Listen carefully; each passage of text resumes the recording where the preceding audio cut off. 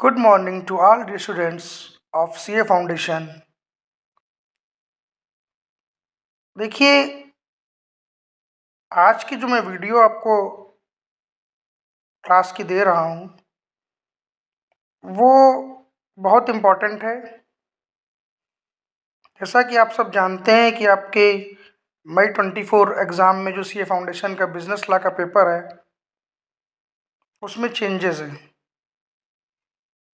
Chapter 1 Indian regulatory framework new edition है। Chapter 2 the Indian Contract Act 1872 में 3 unit add की गई हैं, यूनिट नंबर 7, 8 एंड 9। और आपका chapter number 7 the negotiable instrument act 1881 add किया गया है।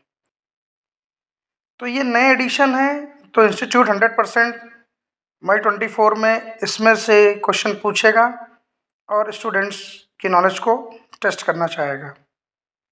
तो इसी सीरीज़ में आज हम सबसे पहले अपना chapter number 1 Indian regulatory framework business law के अंतर्गत इसमें जो स्टडी मटेरियल में MCQs दिए हुए हैं उनको डिस्कस करेंगे। देखिए, होता क्या है, नॉर्मली MCQ में स्टूडेंट सोचता है अगर पढ़ा हुआ है तो ठीक है, नहीं तो वो सोचता है उसमें हम कुछ गेस वर्क कर दें। लेकिन देखिए, MCQ सबसे बेनिफिशियल होता है क्योंकि अगर आप सही करते हैं आपको फुल मार्क्स मिल सकते हैं। तो इसलिए MCQ का जब भी आप ऑप्शन करेक्ट देना चाहें तो उसके पहले आपको ये मालूम होना चाहिए कि बाकी इनकरेक्ट क्यों हैं। तो चलिए हम डिस्कस करते हैं। जो इंस्टीट्यूट ने 10 MCQ डाल रखे हैं स्टडी मटेरियल में, MCQ नंबर 1 से। फर्स्ट MCQ क्या कह रहा है? A chartered accountant should be aware of the law because option क्या है? He has to be an expert in law, he has to argue in High Court and Supreme Court, he has to advise management and clients on legal matters at a basic और threshold limit। तो समझिए क्या कह रहा है। वो कह रहा है कि chartered accountant should be aware of the law. एक चार्टर्ड अकाउंटेंट को कानून की जानकारी होनी चाहिए, क्योंकि option A he has to be an expert in law, क्योंकि उसे लॉ में, कानून में, नॉलेज में एक्सपर्ट नॉलेज, उसे एक्सपर्टाइज होनी चाहिए, एक्सपर्ट नॉलेज होनी चाहिए, ऑप्शन ए है। ऑप्शन बी है क्योंकि उसे हाई कोर्ट, सुप्रीम कोर्ट में जिरह करनी है, बहस करनी है। और ऑप्शन सी है he has to advise management and client on legal matter at a basis of threshold limit. तो देखिए, इसमें जो हमारा ऑप्शन नंबर सी है वो करेक्ट है। Option number C is the correct answer since he has to advice management and client on legal matters at a basic और threshold limit. तो इसका मतलब समझिए ऑप्शन नंबर फर्स्ट और सेकंड क्यों इनकरेक्ट है। देखिए, एक्सपर्ट इन लॉ, जो एक्सपर्टाइज की डिमांड है लॉ में, वो तो आप ये मान के चलिए कि चार्टर्ड अकाउंटेंट को टैक्सेशन में बहुत ज़्यादा इसकी आवश्यकता पड़ती है।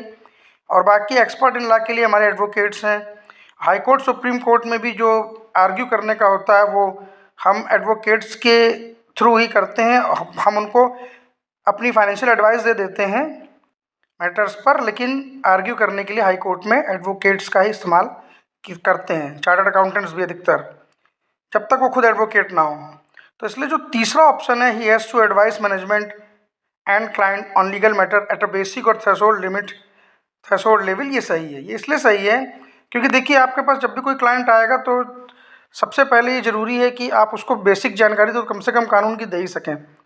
उसके बाद फर्दर वो अगर उसमें आगे उसको कोई ज़रूरत पड़ती है तो वो अपना एडवोकेट की सलाह ले सकता है। ठीक है, तो ये ऑप्शन नंबर सी यहाँ पे करेक्ट है।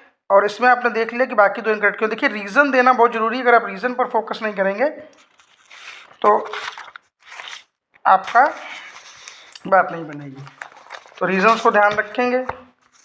तो देखिए, इसमें क्या लिखा है रीज़न में मैंने कि सीए के लिए यह कोई आवश्यक नहीं है कि वह लॉ में एक्सपर्टाइज प्राप्त करे, और सीए को हाई कोर्ट और सुप्रीम कोर्ट में सामान्य तौर पर बहस या जिरह भी नहीं करनी पड़ती। लेकिन सीए को कानून की जानकारी इसलिए होना ज़रूरी है कि सीए को अपने क्लाइंट को लीगल मैटर पर सलाह देनी पड़ जाती है। ठीक है, अब देखिए दूसरा एमसीक्यू है, which of the following is not. देखिए जहाँ भी निगेटिव में पूछे इज नॉट या नॉट पूछे वहाँ बहुत ध्यान दीजिएगा। Is not a main source of law in India, पूछ रहा है कि इनमें से कौन सा भारत में कानून का मुख्य स्रोत नहीं है, मुख्य स्रोत नहीं है पूछ रहा है। तो देखिए ऑप्शन क्या है, legal text books option A, number B parliament, number C state assembly, number D constitution. तो देखिए इसमें हमारा option number A legal text book correct answer है, क्योंकि लीगल टेक्स्ट बुक जो है वो main source of law in India नहीं है। अब इसको हम पढ़ते हैं, इसका रीज़न जानते हैं ऐसा क्यों। इसका रीज़न देखिए, ऑप्शन ए तो करेक्ट आंसर है आपका। इसका रीज़न है, reason since main source of law in India are the constitution and the law made by the parliament and state assemblies. जो स्टेट असेंबली और पार्लियामेंट लॉ बनाते हैं, कॉन्स्टिट्यूशन, ये होता है main source. Legal text book main source नहीं होती, ठीक है। तो इसमें ध्यान रखेंगे कि हमारा जो मेन सोर्स है वो लीगल टेक्स्ट बुक नहीं है, क्योंकि मेन सोर्स में पार्लियामेंट, स्टेट असेंबली और कॉन्स्टिट्यूशन आता है। ये हमारा एमसीक्यू नंबर सेकंड था। अब देखते हैं इसमें क्या है। देखिए जो लॉ बना था कॉन्स्टिट्यूशन के द्वारा, स्टेट असेंबली के द्वारा, या जो जुडिशियल डिसीजंस होते हैं वेरियस कोर्ट के, ये हमारे मुख्य सोर्स होते हैं। Hence legal text book is not main source of law in India. अब ऑप्शन नंबर थर्ड में आते हैं, in India we follow the federal system of government.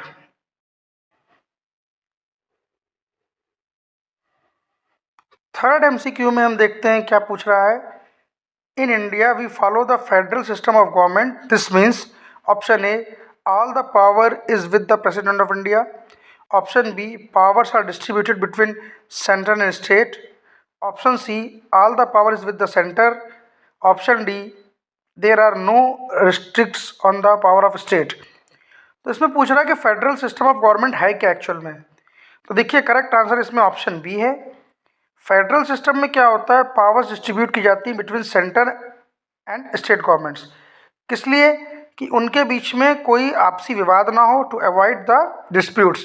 केंद्र और राज्य सरकारों में शक्तियों को बांटा जाता है ताकि उनका आपस में विवाद ना हो और वो किसी भी मुद्दे पर डिसीजन लेने में सक्षम हो, ठीक है।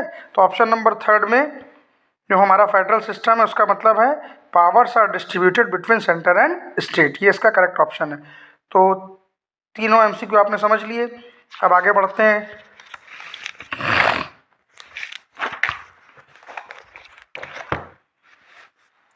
चौथा एमसीक्यू है, the constitution of India was adopted in, option A 1947, B 1949, C 1950, D 1951।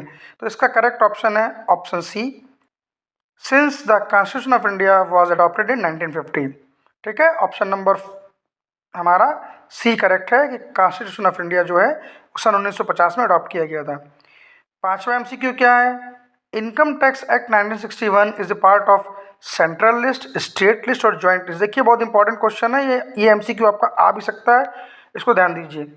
पूछ रहा है कि इनकम टैक्स एक्ट जो है वो किस लिस्ट का हिस्सा है, सेंट्रल लिस्ट का, स्टेट लिस्ट का कि जॉइंट लिस्ट का। तो देखिए यहाँ पर करेक्ट ऑप्शन है option number A, that is income tax 1961 is a part of central list, central list का हिस्सा होता है। उसका रीज़न क्या है, क्योंकि income tax is a central subject, ये केंद्र का विषय है। क्यों केंद्र का विषय है, क्योंकि थ्रू आउट होल इंडिया में इनकम टैक्स का एक ही लॉ बना, only one law is available for income tax throughout the whole country, ठीक है। तो इसलिए इनकम टैक्स एक्ट 1961 जो है ये आपका सेंट्रल लिस्ट ऑप्शन ए में आता है, इसको आप ध्यान रखेंगे। तो आपके 5 एमसीक्यू हो गए, आगे चलते हैं। 6 नंबर एमसीक्यू क्या पूछ रहा है, the law concern with violation of the rule of law and punishment of the same is called.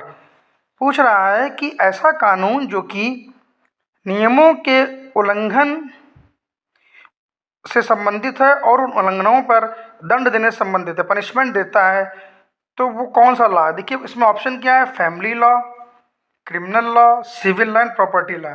तो इसका करेक्ट ऑप्शन है option number B, the correct option is B, since the criminal law is concern with the violation of rule of law and punishment of same, क्योंकि criminal law जो है ये संबंध रखता है किसी भी लॉ के रूल का वायलेशन अगर होता है तो उसके संबंध में और उस पर पनिशमेंट देने के लिए। अब देखिए बाकी 3 ऑप्शन क्या हैं, देखिए सिविल लॉ, फैमिली लॉ और property law. On the other hand civil law focuses on dispute resolution rather than punishment. जो सिविल लॉ होता है ये विवाद को निपटाने में विश्वास रखता है, डिस्प्यूट रिजोल्यूशन को कर देता है, आपका जो भी डिस्प्यूट उसको रिजॉल्व करने में विश्वास रखता है रेदर देन पनिशमेंट देने की बजाय।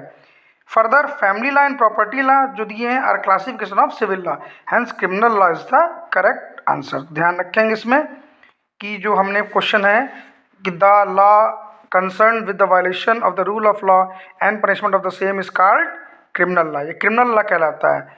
फैमिली लॉ और प्रॉपर्टी लॉ सिविल लॉ के क्लासिफिकेशन है, और सिविल लॉ जो है वो डिस्प्यूट रेजोल्यूशन पर ज़्यादा ध्यान देता है पनिशमेंट की बजाय। तो आपका 6 नंबर MCQ ये था। आगे ध्यान देते हैं।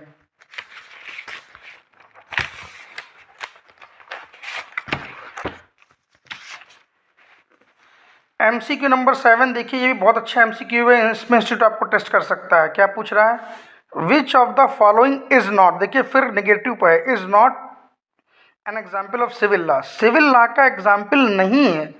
कौन सा नहीं है, देखिए ऑप्शन है breach of contract, option B non delivery of goods, C traffic offences, D non payment of dues. इसमें करेक्ट ऑप्शन है C, traffic offences is not an example of civil law since it is violation of the rule of law. देखिए traffic offence क्या है, ये तो violation of rule of law है, और ये हमने क्रिमिनल लॉ में पढ़ा था। और हमारे जो सिविल लॉ के एग्जाम्पल है उसमें ब्रीच ऑफ कॉन्ट्रैक्ट है, नॉन डिलीवरी ऑफ गुड्स है, non payment of dues to lender है, dispute between landlord and tenant है। तो इसमें जो हमारा breach of contract, non delivery of goods और नॉन पेमेंट ऑफ ड्यूज दिया है, ये तो सिविल लॉ के एग्जाम्पल हैं, लेकिन ट्रैफिक ऑफेंस जो है वो सिविल लॉ का एग्जाम्पल नहीं। तो देखिए रीज़न आपको बहुत इंपॉर्टेंट क्लियरली मालूम होना चाहिए कि बाकी ऑप्शन करेक्ट क्यों नहीं है, ठीक है। तो ध्यान दीजिएगा इस पर, ये पूछा जा सकता है। नेक्स्ट क्वेश्चन पूछ रहा है आपसे, when a law is proposed in parliament it is called, जब एक कानून पार्लियामेंट में केवल भी प्रपोज किया जाता है तो वो क्या कहलाता है, पूछ रहा है।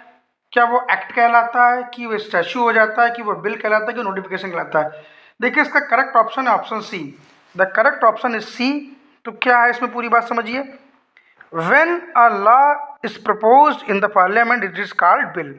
जब कोई लॉ पार्लियामेंट में प्रपोज किया जाता है तो वह बिल कहलाता है। अब स्टेप देखिए कि बिल एक्ट तक कैसे पहुंचता है।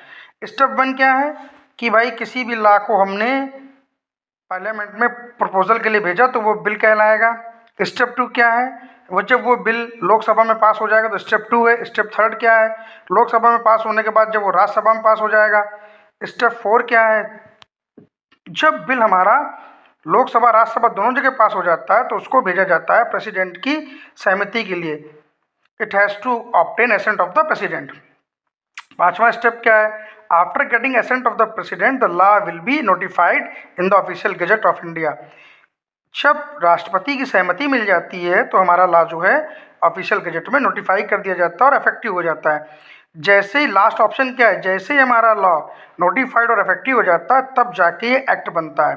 तो आपने देख लिया, ये क्वेश्चन थ्योरी में भी आ सकता है कि लॉ से यानी आपके बिल से लेके एक्ट बनने की प्रक्रिया क्या है, कि आपका जब बिल लगा तो बिल के बाद वो एक्ट में कैसे बदलेगा। तो बहुत इंपॉर्टेंट थ्योरी भी इसमें बन सकती है।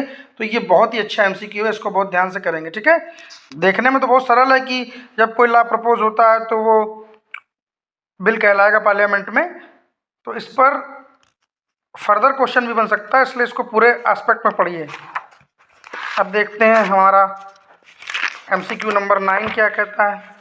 ये भी एक बहुत अच्छा MCQ है, इसमें इंस्टीट्यूट आपको एक साथ 2 डिपार्टमेंट पे चेक कर रहा है। देखिए फिर क्वेश्चन क्या है, which of the following is not. देखिए जहाँ भी नॉट आ जाए वो MCQ बहुत इंपॉर्टेंट होता है, उसको ध्यान दीजिएगा। विच of the following is not a department of the ministry of finance. Ministry of finance का कौन सा डिपार्टमेंट नहीं है ये पूछ रहा है। तो देखिए ऑप्शन क्या है, department of economic affairs, department of expenditure, department of states, department of revenue. तो इसमें ऑप्शन नंबर जो सी है डिपार्टमेंट ऑफ स्टेट, ये करेक्ट ऑप्शन है, क्योंकि डिपार्टमेंट ऑफ स्टेट जो है वो डिपार्टमेंट है मिनिस्ट्री ऑफ होम अफेयर्स का, ठीक है। Department of state is a department of ministry of home affairs, hence it is not a department of ministry of finance. तो मिनिस्ट्री ऑफ फाइनेंस के department कौन कौन से हैं, हमें ये भी मालूम होना चाहिए। मिनिस्ट्री ऑफ फाइनेंस के डिपार्टमेंट हैं, मिनिस्ट्री ऑफ फाइनेंस के डिपार्टमेंट हैं department of economic affair, department of expenditure, department of revenue, department of financial services, department of public enterprise, department of investment and public asset management. ठीक है, तो ये 9 number MCQ था आपका, बहुत important था। इसमें उसने आपसे दो मिनिस्ट्री के डिपार्टमेंट्स को चेक कर लिया, तो ये बहुत अच्छा एमसीक्यू, ये आ भी सकता है।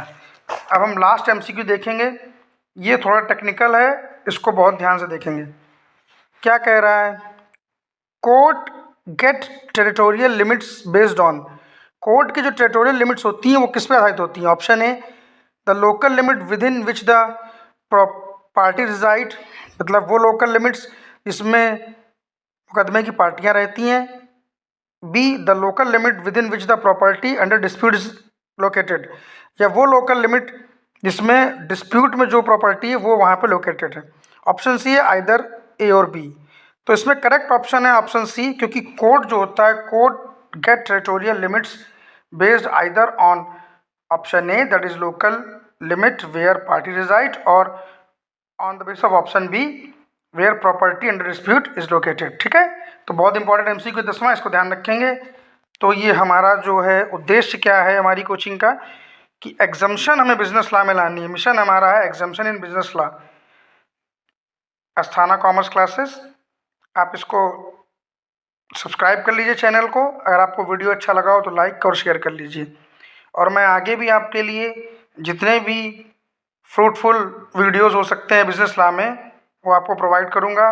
सबसे पहले मैंने आपको चैप्टर नंबर 1 कवर किया है, और आगे के चैप्टर भी मैं आपको कवर करूंगा इन रिस्पेक्ट ऑफ एमसीक्यूज़, या जो भी डाउट्स होंगे वो आप मुझसे अपना कमेंट सेक्शन में पूछ सकते हैं। और चैनल को लाइक और सब्सक्राइब करिए। Thank you for watching my classes Asthana commerce classes. देखिए ये वीडियो थोड़ा लेंदी है, लेकिन इसमें लास्ट तक बने रहने में ज़्यादा बेनिफिट है, क्योंकि 10 एमसीक्यू, ये 10 के 10 एमसीक्यू जो हैं स्टडी मटेरियल ने डाल रखे हैं चैप्टर 1 में, और चैप्टर 1 न्यू एडिशनल चैप्टर है, इससे क्वेश्चन 100% आएगा, तो बहुत ध्यान से पढ़ाई करिएगा। Thank you for watching my classes Asthana commerce classes. Thanks a lot.